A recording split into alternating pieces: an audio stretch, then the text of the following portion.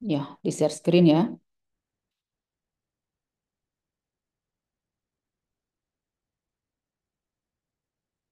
Ya, maksudnya di apa namanya? Slideshow. Mohon tunggu sebentar, dokter. Masih ada kendala. Ya,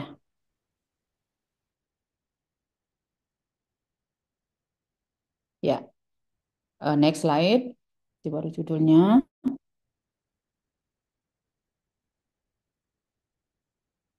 Next, Padel.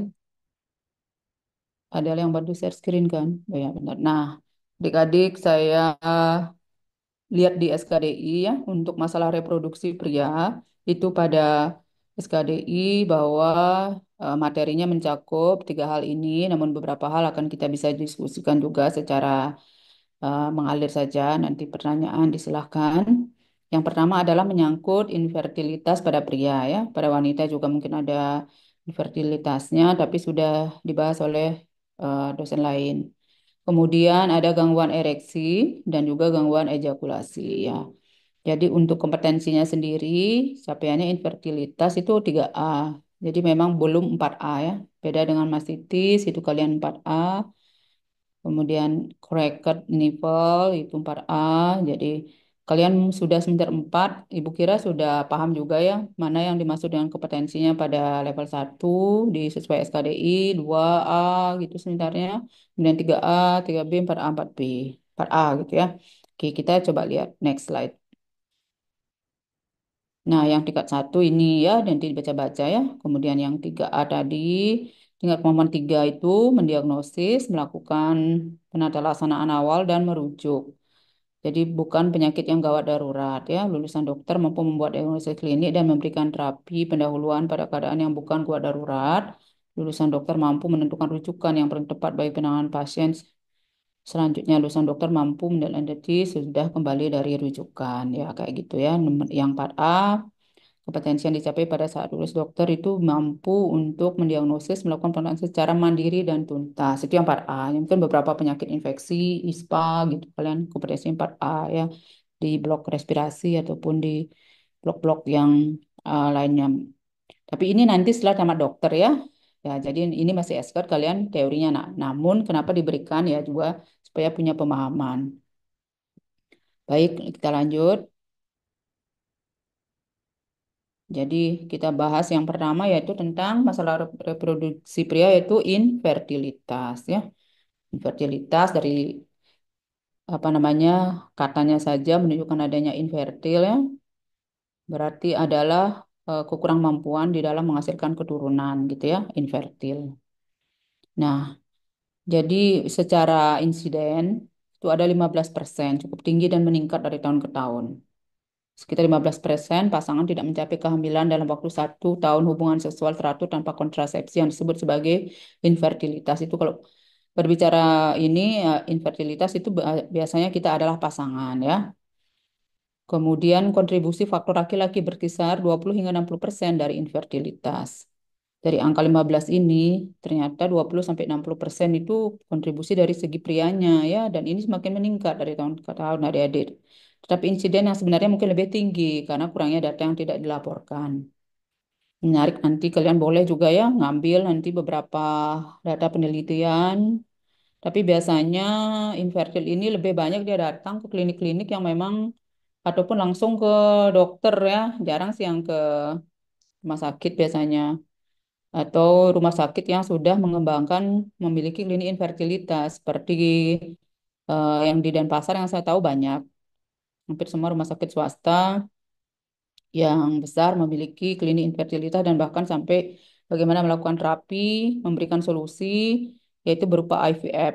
Jadi IVF itu muaranya gitu ya. Jadi kalau sudah beberapa atau hal lain tidak bisa berhasil gitu ya untuk mengatasi infertilitasnya biasanya untuk pasangan yang belum memiliki keturunan itu dengan IVF. Tapi sekarang banyak yang lebih supaya lebih cepat langkahnya ke IVF. Soalnya biayanya sekarang sudah semakin terjangkau ya untuk IVF. In vitro fertilization, IVF adalah in vitro fertilization atau bayi tabung istilah awamnya. Nah, secara umum dalam budaya dan kelompok patriarkal tertentu, laki-laki menolak untuk dievaluasi secara klinis masih banyak ya. Jangan berpikir zaman udah maju hari gini udah abad ke berapa sekarang? Masih abad ke-21 kah? 20, 21, 100, ya belum masih abad 2, masih abad 20, 2000. Aku jadi lupa abad 21 ya apa 22 udah ya. Ya, jadi kayak hari gini masih banyak ya adik-adik. Jadi nanti kalau di lapangan kalian menemui kasus-kasus infertil itu harus baik-baik bisa mengedukasi pasangan. Harus keduanya, nggak bisa infertil itu satu saja yang melakukan pemeriksaan. Kalau sudah di dua-dua dilakukan pemeriksaan, letak kliennya di mana itu harus saling melengkapi ya. Oke, next slide. Tadi raise hand ya, Esa Ika Putra Juniartana. Oke, mohon maaf dokter, tadi saya sedang di toilet dokter, jadi Oh, tidak bisa baik. on cam dengan laptopnya. Oke. Sekarang Esa di mana? Saya sekarang sudah di kos dokter. Oh, di kos ya. Baik, Esa. Oke, mohon maaf dokter. Oke, konfirmasi diterima ya. Alasan logik manusiawi. Dan juga belum jauh kuliahnya udah bisa memberikan konfirmasi. Oke, lanjut bisa fokus ke kuliah lagi. Baik. Jadi infertilitas laki-laki ini dapat disebabkan oleh berbagai kondisi ya. Umumnya potensi infertilitas seorang pria itu kan dikaji dari profil ejakulat yang dinilai dengan analisis MEN. Jadi untuk masalah reproduksi pria itu parameternya paling banyak dipakai adalah ini, ejakulat ini, atau yang saat disemprotkan atau dikeluarkan saat ejakulasi itu kan disebut dengan cairan semen ya adik-adik. Cairan semen itu terdiri dari berbagai cairan yang dihasilkan oleh organ reproduksi yang diejakulasikan, itu mengandung sperma di sana.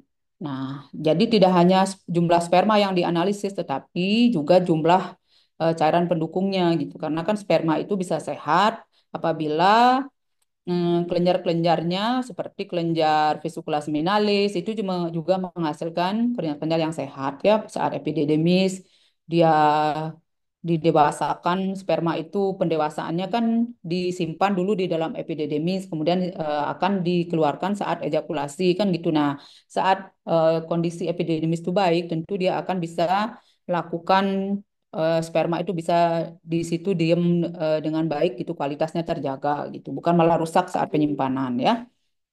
Jadi semakin buruk hasil analisis semen semakin mudah bagi kita mengetahui infertilitas laki-laki. Nah, ini nanti ada.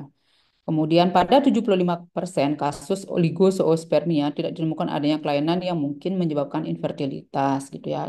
Tapi kadang ada beberapa juga kasus-kasus yang spermanya ini kurang gitu ya. Oligozoospermia ini adalah jumlah spermanya kurang dari segi hitungannya, namun tidak ditemukan penyebab yang jelas gitu. Kadang ada memang yang primary gitu. Nah, itu banyak ditengarai oleh faktor autoimun juga. Jadi kayak keranjang sampah penyakit gitu ya, yang nggak bisa dijelaskan dengan secara secara patofisiologi, dengan pemeriksaan dan sebagainya kurang kurang bisa ditemukan apa penyebabnya, tapi kok nyatanya dia infertil, spermanya nggak bagus. Namun secara penyakit yang menyebabkan itu nggak ada gitu, semuanya bagus. Nah, kenapa kok spermanya kurang? Gitu misalnya. Nah, itu ada 75% dari kasus-kasus itu yang tidak bisa ditemukan penyebabnya yang jelas kayak gitu. Nah, itu kebanyakan ditengarai oleh karena autoimun. Spermanya lisis gitu ya oleh karena autoimun. Kemudian adanya kelainan semen tanpa ditemukan adanya penyebab dikategorikan sebagai infertilitas idiopatik. Ya, itu lagi tadi ada tanpa sebab yang jelas gitu ya. Pada kondisi hasil analisis semen menunjukkan hasil dalam nilai referensi dan tidak ditemukan kelainan apapun pada laki-laki dan pasangannya, infertilitas dikategorikan sebagai infertilitas yang tidak dapat dijelaskan atau unexplained. Nah, itu tadi mungkin penyebabnya autoimun. Next. Nah, ini biasanya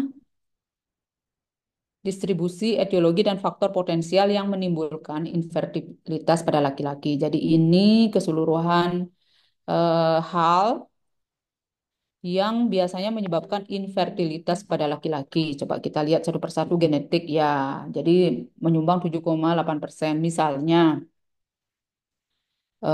kakek nenek atau di keluarga ada yang sulit mempunyai anak gitu ya, kemungkinan juga berikutnya, generasi berikutnya ada yang sulit memiliki keturunan gitu, walaupun dia eh, artinya secara perilaku baik, namun kemungkinannya berpeluang menyumbang genetik ini adalah 7,8% gitu ya terhadap kejadian infertilitas. Kemudian ada yang disebut dengan hipogonadisme sekunder.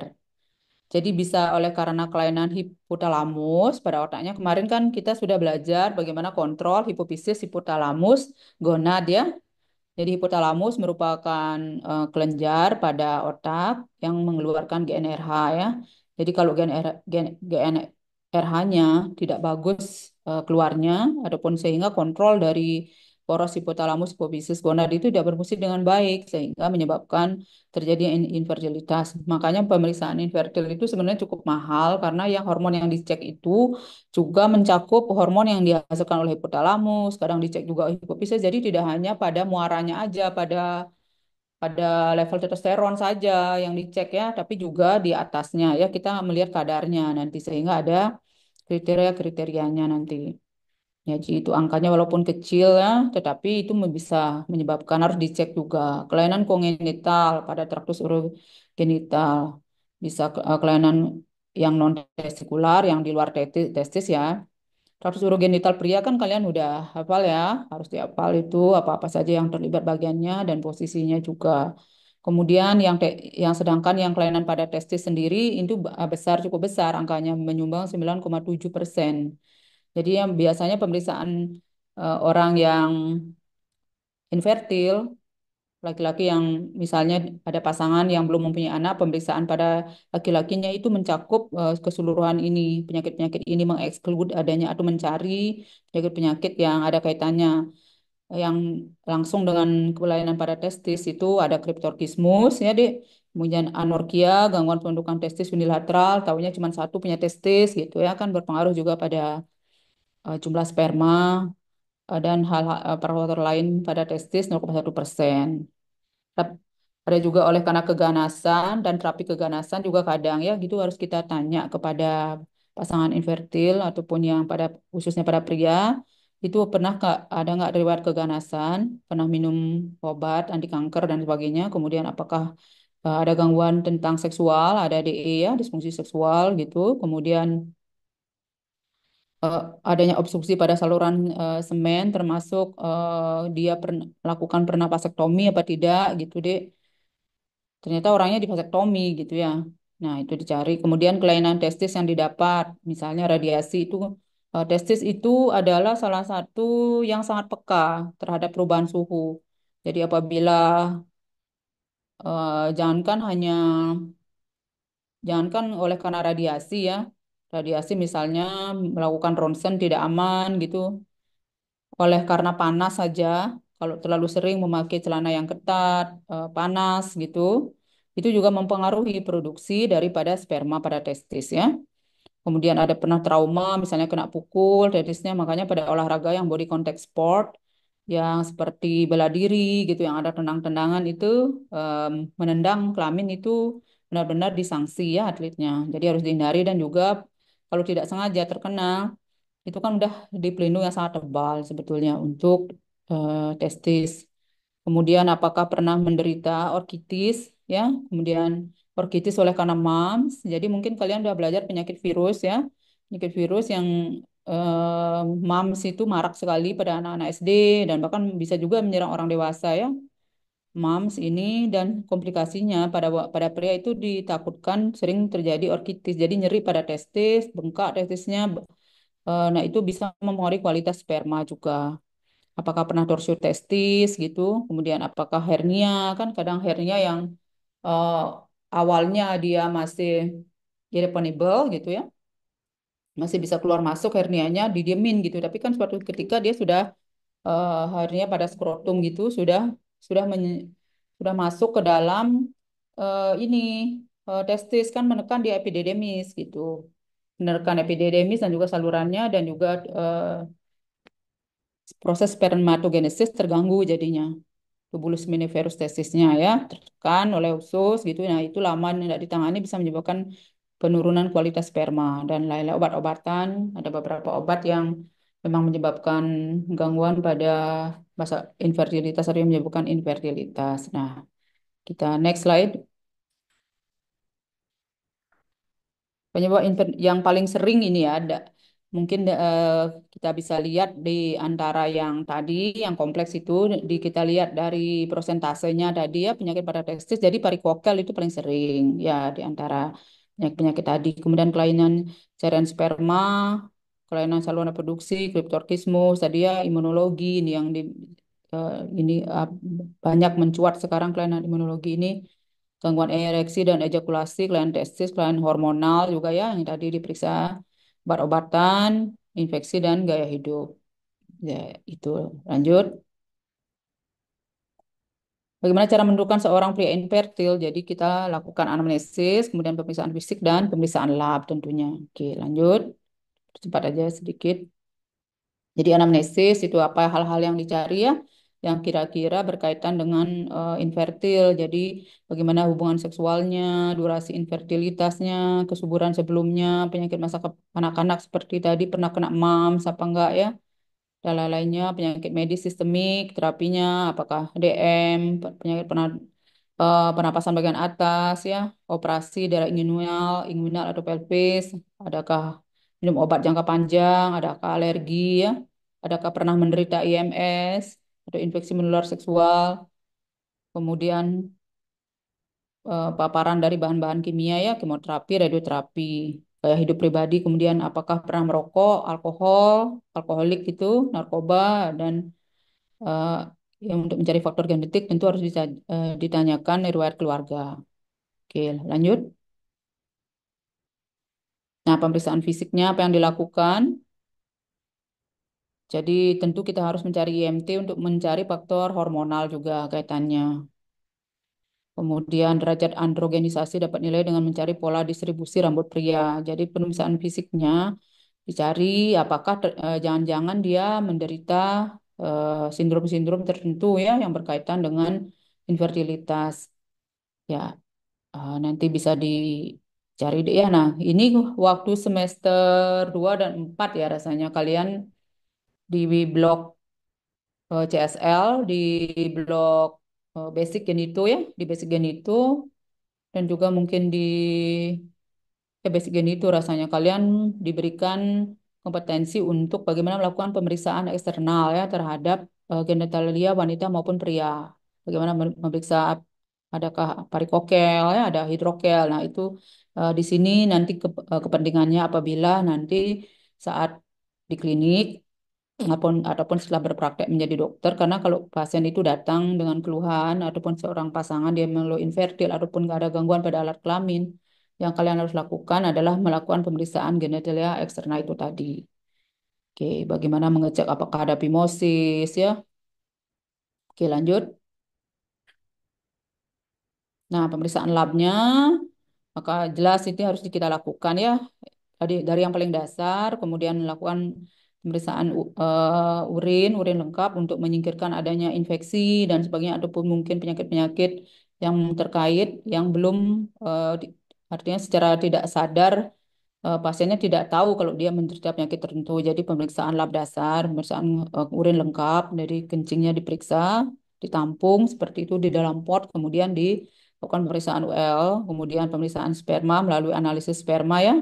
Jadi apa saja nanti dan pemeriksaan hormonal itu wajib. Oke, lanjut.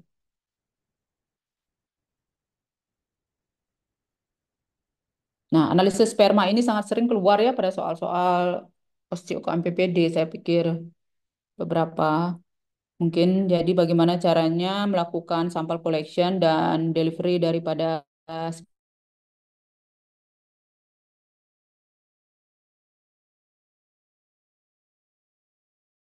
satu pot wadah tertentu ya. Nah, bagaimana caranya bisa bisa mendapatkan itu harus diejakulasikan jadinya. Ejakulasinya bukan dengan berhubungan, Dek, tapi dengan cara masturbasi ya. Nah, di tempat 15 pada suhu ruangan gitu ya. Kemudian segera ya. Biasanya di lab disediakan tempat tersebut untuk melakukan masturbasi. Tetapi biasanya banyak pasien yang menolak gitu karena kan dalam waktu singkat kadang dia perlu waktu untuk bisa melakukan masturbasi dan bisa dilakukan ejakulasi dengan masturbasi itu. Nah, itu kan perlu rangsangan, Dek. Nah, jadi kalau di lab itu kadang dia sulit. Nah, mungkin dia di rumahnya itu satu tempat, kemudian boleh dengan pasangannya, tetapi tidak boleh melakukan hubungan gitu.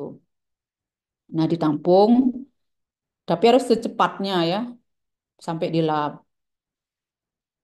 Kalau rumahnya jauh dari lab, ya sebaiknya di lab dengan pasangan gitu misalnya. Duration, ini syaratnya, ini diperhatikan ya 2 sampai 7 hari itu tidak boleh berhubungan seksual ya saat melakukan sampel collection. Kemudian a second analysis recommended in case with, jadi kadang kita memerlukan juga pemeriksaan ulang gitu ya. Jadi tidak cukup sekali gitu.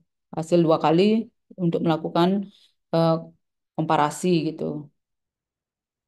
Jadi bisa kita perkirakan nanti untuk apakah perlu reproduksi tambahan gitu. Artinya asisten reproduksi artinya untuk bantuan dengan bantuan gitu ya. Dengan bantuan itu jadi tidak alami yaitu bisa dengan bayi tabung itu tadi atau dengan teknik inseminasi ya. Oke, lanjut. Nah, ini saya kira adik-adik bisa membaca ya sendiri ya, tidak perlu saya jelaskan rasanya. Karena begini, normal semen analisis itu menurut kriteria WHO. Jadi volumenya adalah 2 sampai 6 mili, sperm concentration 20 juta per mililiter atau lebih gitu. Motility artinya pergerakannya, kemudian morfologi bentuknya ya. Oke, ini kriterianya adik-adik. Harus dihafalkan ini. Keluar 1 2 soal dari sini biasanya UKM PPD. Reproduksi bro yang cukup sering banyak yang ini 30 soalan biasanya. Dari 150, 150, 150 dalam berapa jam ya? Dalam 3 jam ya. Oke, next.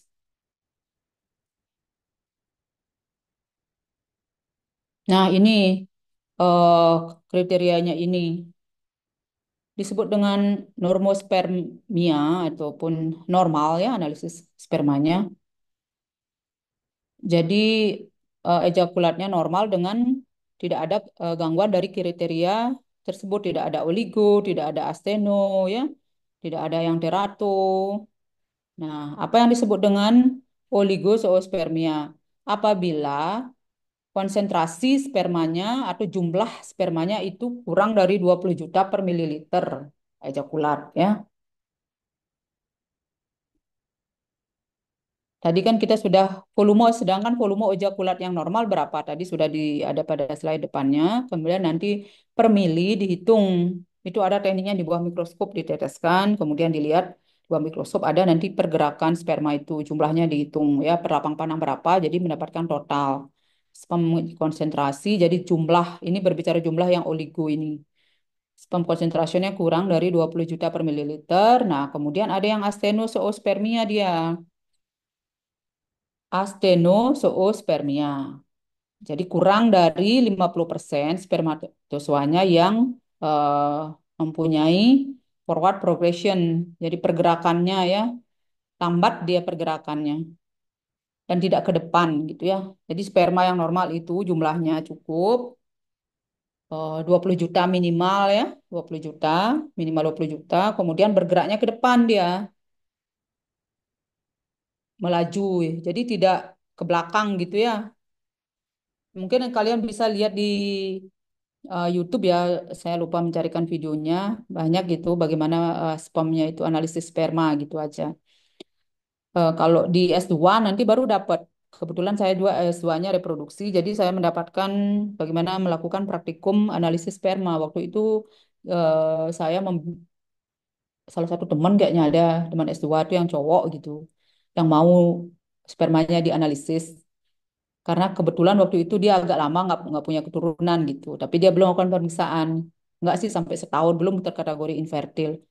Jadi dia mau spermanya kita lakukan eh, artinya pakai sampel, praktikum, dan itu kita lihat bawah mikroskop. Waktu itu syukurnya dia normal spermanya. Kita lihat, kita hitung di bawah mikroskop, kemudian kita lihat sperma itu bergerak eh, cepat gitu ya jutaan itu banyak sekali kecil-kecil gitu kelihatan kalau pembesarannya kecil juga. Jadi itu astenozoospermia apabila kurang dari 50% spermanya itu dengan pergerakan ke depan yang cepat gitu ya, yang forward progresif. Kemudian 25% kurang dari 25% dengan rapid progression gitu, yang lebih cepat ini. Ini yang bergerak ke depan, ini yang bergerak cepat. Kemudian oligoastenoteratozoospermia, sudah dikit spermanya. Jadi semua keduanya ini jumlahnya sudah sedikit gitu, dan yang bergerak cepat itu juga kurang. Nah, itu disebut dengan oligoastenoteratozoospermia apabila semuanya dan juga termasuk morfologinya. Morfologinya tidak normal gitu ya. Jadi oligoastenoteratozoospermia. Yang terato adalah mungkin dari segi jumlah dia cukup, bergeraknya baik, cuman banyak yang cacat spermanya. Kayak gitu ya, tidak seperti anatomi sperma yang normal. Jadi itu juga menyebabkan infertil. Jadi semuanya jadi normospermia, jadi semua parameternya itu normal ya. Oke, lanjut. Oke, ASO tidak ada sperma ya bisa. Oke. Aspermia tidak ada ejakulat. Jadi saat ejakulasi tidak ada yang diejakulasikan gitu berarti gangguan menyeluruh. Oke, lanjut. Nah, ini saya berikan beberapa contoh.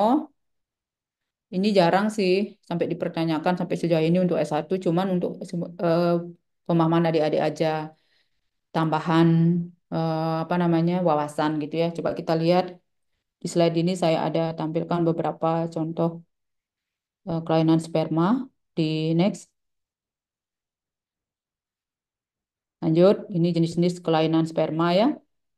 Bayangkan sperma yang sekecil itu hanya bisa dilihat dua mikroskop ya adik-adik. Jadi dengan kasat mata saat cairan ejakulasi itu kita nggak bisa lihat struktur sperma dengan harus lihat di bawah mikroskop. Oke, lanjut.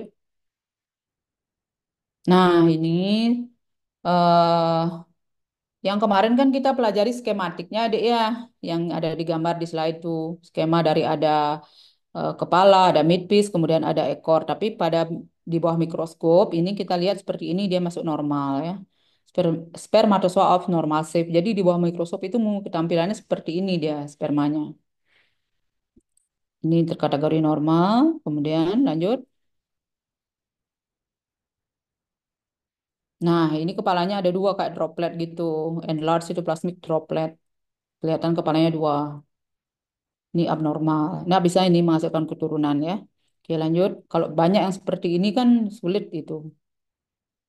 Nah, ini ya abnormal shape of head, absence of middle piece. Jadi tidak ada ininya mid piece-nya tidak ada.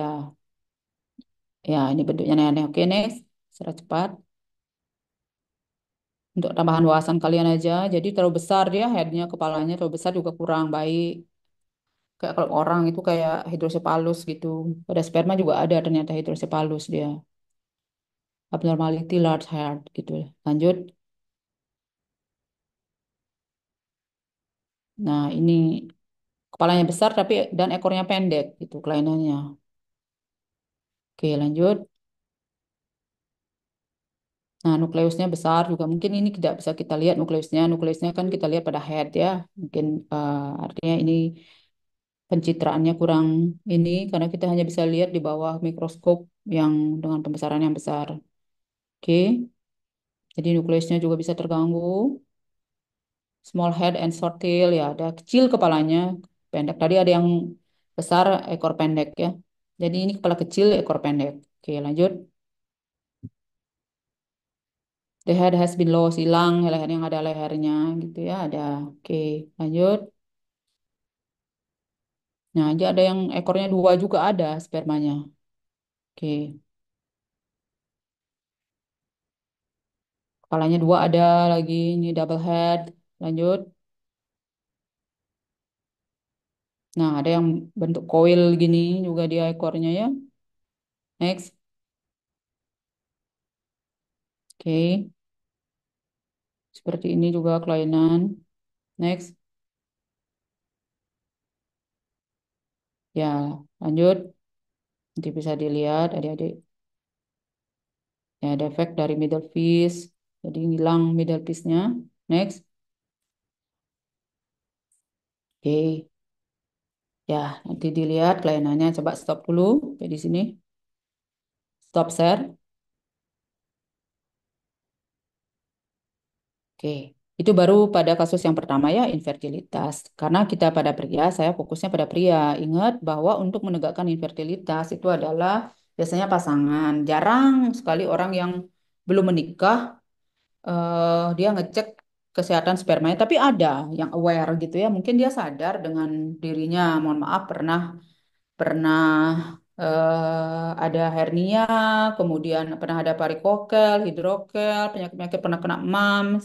Jadi dia ada yang aware gitu, dia melakukan analisis sperma secara mandiri ada. Walaupun dia belum menikah, belum pernah berhubungan gitu misalnya itu kan namanya orang aware ya. Kalau misalnya dia tahu lebih dini, tentu dia melakukan pola hidup yang sesuai, yang lebih sehat untuk supaya tidak terjadi kelainan pada analisis spermanya lebih jauh atau pada alat reproduksinya lebih jauh gitu ada ya. Tapi banyakan yang melakukan analisis semen ini adalah pasangan infertil. Ya pasti dilakukan melakukan analisis sperma. Ini adik-adik kalau apa namanya suka pada bidang ini biasanya yang cowok sih lebih banyak ada spesialisnya andrologi ya. SPAND gitu gelarnya dokter spesialis andrologi ini sangat banyak sekali dan masih langka, cukup langka. Dengan maraknya rumah sakit yang melaksanakan bayi tabung. Mungkin adik sudah dengar juga dulu kan serem banget ya bayi tabung. Wih, bayi tabung itu bisa sampai di luar negeri, bayi tabung yang punya uang aja, bayi tabung. Berkembang kemudian di UI di Indonesia RSCM, habis itu di Unair. Hanya ada dua di Indonesia awalnya yang bayi tabung, UI dan Unair. Nah, dan kegagalannya tinggi, biayanya besar, kegagalannya tinggi zaman itu. Dan mungkin banyak ada artis seperti yang sukses itu bayi tabung ya kayak itu siapa Inul itu kan ya mungkin adik-adik dengar umur berapa kalian waktu itu tahun berapa tuh ya saya lupa pasnya. Ada juga beberapa kenalan yang bisa bayi tabung jadi kegagalan namun sekarang dengan kemajuan daripada bidang kedokteran di bidang reproduksi untuk pengatasan infertil karena memang kejadiannya semakin banyak itu sudah di Bali sudah banyak dan dengan biaya yang cukup terjangkau. Saya dengar sih 60 juta gitu biasanya orang yang bayi tabung dan keberhasilannya tinggi karena teknologinya udah maju. Nah, itu buat suatu lahan juga buat adik-adik yang tertarik bidang tersebut, yang cowok terutama misalnya SPAND, dia mempelajari tentang khusus kelainan-kelainan dan mengobati masalah reproduksi pria. Ada pertanyaan sejauh ini bisa ditangkap ya. Jadi yang bentuk-bentuk kelainan sperma tadi, tapi bentuk sperma yang normal kalian paling tidak tahu ya, punya kepala, midfish dan juga ekor. Nah, kelainannya macam-macamnya saya sih sepanjang UKM PPD rasanya jarang. Cuman kriterianya itu iya.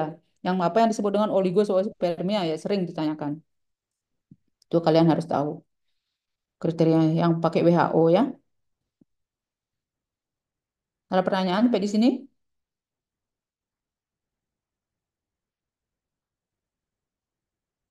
Oke, kalau belum izin saya sebentar mau minum dulu.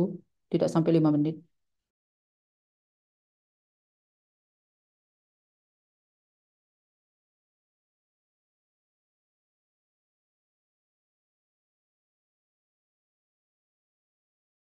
Kalian juga boleh sambil minum ya. Nggak apa-apa. Mau off kamera sebentar minum nggak apa-apa. Baik, dokter.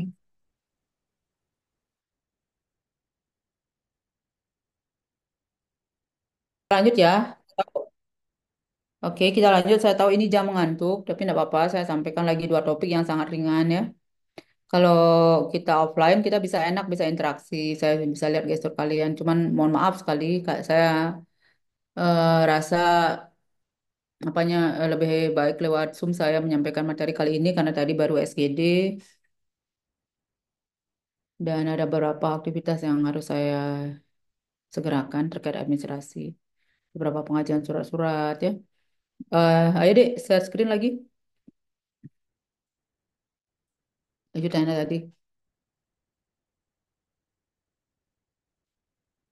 Topik yang kedua. Nah, ini udah selesai tadi. Ya, ini. Pengobatan ya, jadi ada farmakologi dan non farmakologi yaitu dengan operatif ya, bisa dilakukan operasi sesuai dengan kelainan yang ditemukan. Oke, lanjut. Oke, lanjut. Ya, oke, ini disfungsi ereksi. Jadi disfungsi ereksi merupakan masalah seksual yang sangat mengganggu ya, tidak hanya pada pria mengalaminya, tetapi juga wanita pasangannya. Tentu menyebabkan hubungan menjadi tidak harmonis adik-adik. Jadi tinggi juga diduga sekitar 10-15% pria di Indonesia yang sudah menikah mengalami gangguan seksual ini. Menyembunyikan atau membiarkan gangguan ini adalah suatu kekeliruan ya. Jadi kalau misalnya ada di antara mungkin dia malu ya kan masih tabu gitu ya mau ngomongin masalah eh, permasalahan seksual yang dihadapi padahal untuk keharmonisan hubungan ini harus terus terang ya. Harus terus terang dan ini terapinya ada gitu masalahnya. Ini ke SPAND berobatnya. Jangan aneh-aneh berobatnya ya. Jangan disuntik, jangan beli obat kuat. Ya ampun itu menghancurkan masa depan justru. Banyak sekali obat kuat yang dibilang alamiah, dibilang ya istilahnya obat kuat gitulah. Itu mengandung hormon-hormon yang sangat berbahaya dan bahkan berlebihan. Dia memakai Viagra kayak gitu. Misalnya Viagra itu kan kandungannya sildenafil sitrat ya.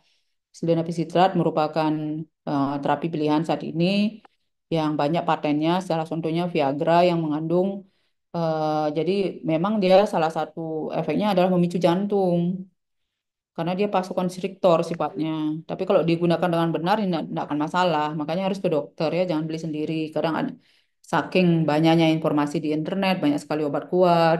Ini tolong jangan deh ya. Apalagi memperbesar jenis kelamin gitu. Kadang ada merasa jenis kelaminnya alatnya kelaminnya kecil gitu ya konsul ke ahli yang tepat.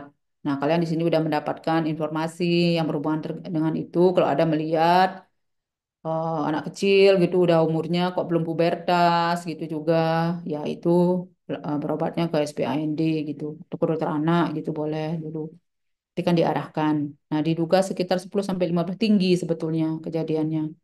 Oke, next. Jadi merupakan apa yang dimaksud dengan disfungsi ereksi. Jadi adalah ketidakmampuan mencapai atau mempertahankan ereksi penis yang cukup untuk melakukan senggama yang memuaskan. Jadi gitu ya. Masyarakat sering memberikan sebutan impoten pada kasus disfungsi ereksi ya. Itu sering istilah populernya adalah impoten ya. Next. Ada yang primer ya, dan ada yang sekunder. Primer itu sejak awal, yang berarti sejak awal penderita tidak mampu mencapai dan mempertahankan ereksi penis yang cukup, sehingga tidak mampu melakukan senggama dengan baik. Itu ada ya. Oleh karena gangguan hormonal biasanya. Poros hipotalamus hipofisis gonadnya tidak berfungsi. Selain dia disfungsi ereksi juga bisa gangguan suburan itu. Spermanya nggak bagus ya. Kemudian yang sekunder pada awalnya dapat melakukan ereksi penis yang cukup dan melakukan senggama yang baik, tetapi karena suatu kemudian terjadi gangguan tidak dapat mempertahankan ereksi penis yang cukup untuk melakukan sanggama. Jadi awalnya dia sudah mampu gitu ya, kemudian oleh karena satu hal menjadi tidak mampu mempertahankan ereksi penis itu yang sekunder. Yang primer emang sejak awal. Oke, next. Penyebabnya apa?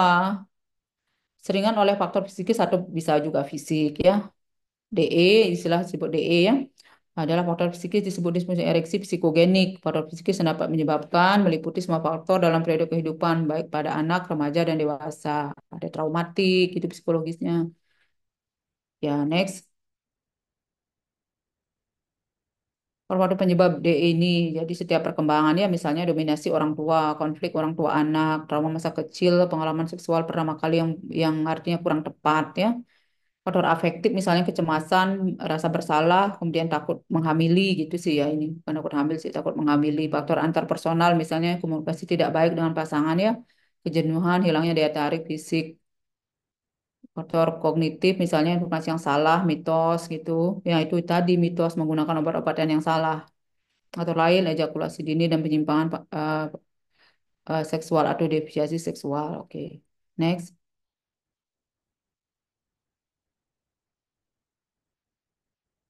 Berapa faktor fisik yang menyebabkan DE, gangguan jantung juga bisa ya. Berapa penyakit ini? Penyakit yang sekunder, yang tidak langsung berhubungan dengan penisnya.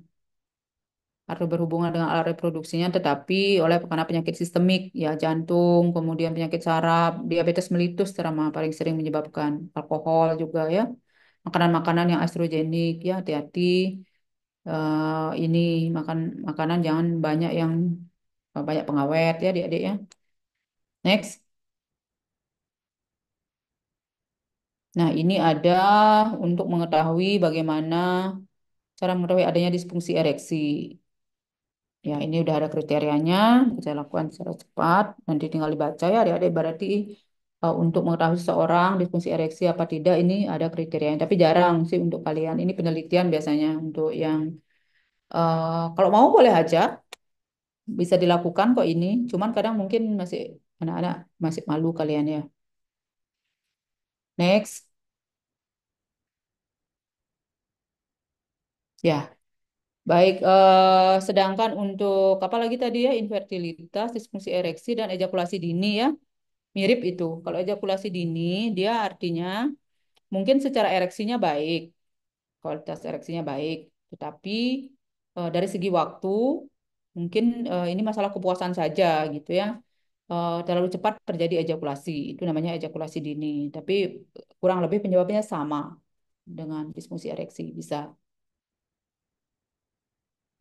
Atau bisa terjadi sebaliknya. Awalnya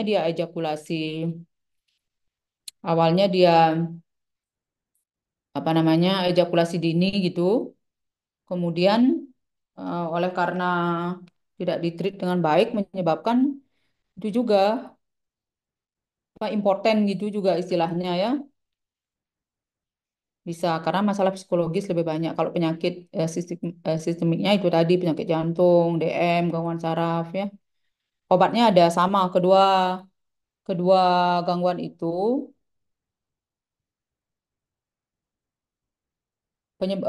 Obatnya yang terkini adalah dengan sildenafil sitrat atau Viagra. Itu yang ada yang berkembang. Tapi kalian tidak sampai menterapi ya. Makanya saya tidak berikan terapinya, hanya sekedar tambahan pengetahuan aja, nice to know. Ini kan kalian tadi kompetensinya dua ya. Tahu gitu gangguannya kemana mengarahkan mereka, merujuk mereka yang tepat. Jangan malah ditakut-takutin pasiennya. Kalau infertil, kalian wajib bisa mendiagnosis gitu ya, kalian bisa sarankan dulu dia.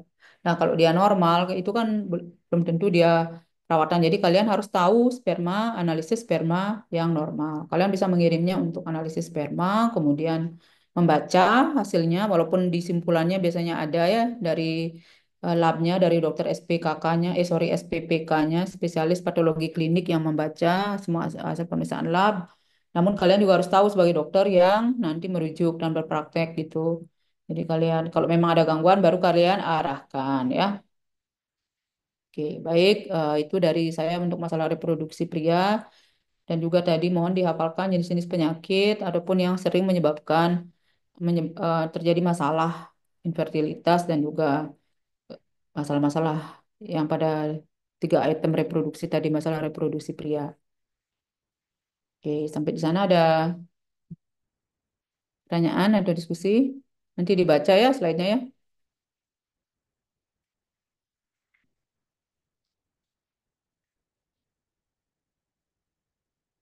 Jadi kalau ada yang anak-anak kecil menderita MAMS atau gendongan ya istilahnya, itu bisa komplikasinya ke ini, ke testis, ke skrotum, ya. Jadi orcitis ya, banyak nyeri-nyeri, makanya harus diberikan penanganan dengan baik ya. Kalau ada anak kecil menderita MAMS itu biasanya musiman. Anak-anak yang teman sekelasnya kena, dia bisa kena juga. Nah, itu harus diberikan terapi dengan baik, suruh istirahat, biar tidak mengganggu masa depan ya pasien. Kalau kalian melakukan olahraga, body contact sport, itu sudah ada pengamannya, gunakan pengaman ya, jangan coba-coba tanpa pengaman. Olahraga iya, tapi masa depan juga harus dilindungi. Makanya kan ketat itu. Bahkan ada yang sampai menendang alat kelamin tuh dikenain sanksi berat. Nah, event. Baik, saya rasa karena mungkin materinya cukup santai juga, tinggal dibaca, namun juga Tetap harus saya berikan arahan. Jadi itu slide-nya tadi adalah sebagai pemicu gitu ya kalian untuk belajar. Nanti lebih detail kalau kalian tertarik silakan baca lagi di buku reproduksinya ya. Oke, Dewayu, saya kira demikian dari saya. Iya dokter, terima kasih banyak dokter. Apakah ditutup dengan doa nih dokter? Oh ya, silakan. Boleh. Hmm. Tadi saya langsung mulai aja. Karena tadi sudah SGD. Kapan lagi ada dengan saya? Sudah selesai dokter untuk Sudah selesai di patologi. blok ini ya? Oke, tinggal patologi anatomi saja bersama dokter Yeni dan dokter Jati. Hmm, praktikum. Pengayaan dan juga praktikum dokter. Ya, ya. Tolong dilihat ya di sisinya. Apa ya? Materi praktikumnya apa? Ada CA mama seperti itu dokter. Lagi? Mohon izin sebentar, saya boleh. Hmm, Fibromalvari, kistalvari, kemudian ada diskenoma, teratoma, mioma, seperti itu dokter. oke. Oh, berarti kelainannya ya. Iya. Nanti- Ya, ya, ya, ya. Ya, nanti di ini kan sekitar 4. Jumlah kalian sedang sih ini 76-an. Terus cukup masih bisa lah. Sudah ada yang mempunyai ini bahan-bahan untuk apa tugas akhir? Publikasi kan? Kalian harus ada publikasi kan? Semester 4 saya kira belum kepepet. Yang semester 6 agak mepet dengan peraturan baru. Kalian yang semester ini sebaiknya eh, dari sekarang udah ada ide ya. Ada nggak karena dari Prodi belum ada pengumuman ya. Saya mungkin mau menitipkan beberapa ide untuk skripsi, terutama di bidang reproduksi dan aging ya, reproduksi dan aging, karena itu sangat berkaitan. Mungkin nanti kalau ada yang tertarik, disilakan. Saya akan keluarkan mungkin beberapa ide lewat kortinya. Mohon izin dokter, untuk tugas publikasinya saat ini sudah mulai kami coba usung karena Hmm. sudah mulai diberikan tugas oleh dokter Nia melalui kurs Hmm. betul. Jadi kami sudah mulai menyusun beberapa judul untuk dibagi menjadi beberapa kelompok seperti itu dokter. Tinggal dibagi untuk dosen pembimbingnya saja. Oh iya ya, oke, bagus ya. Baik, silahkan Dewayu. Kalau ini kita akhiri dengan doa. Baik, terima kasih banyak dokter. Mohon izin saya pimpin untuk doanya. Baik teman-teman, untuk mengakhiri kuliah pada hari ini, ada baiknya kita berdoa menurut kepercayaan masing-masing, berdoa dimulai.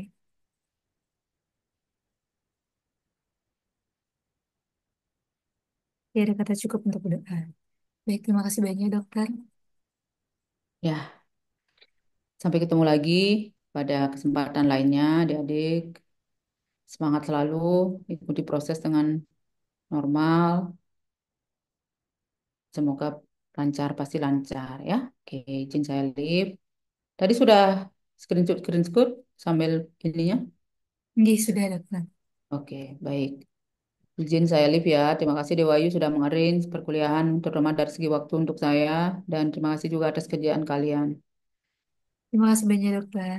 Oke, izin live. Ya dokter. Terima kasih.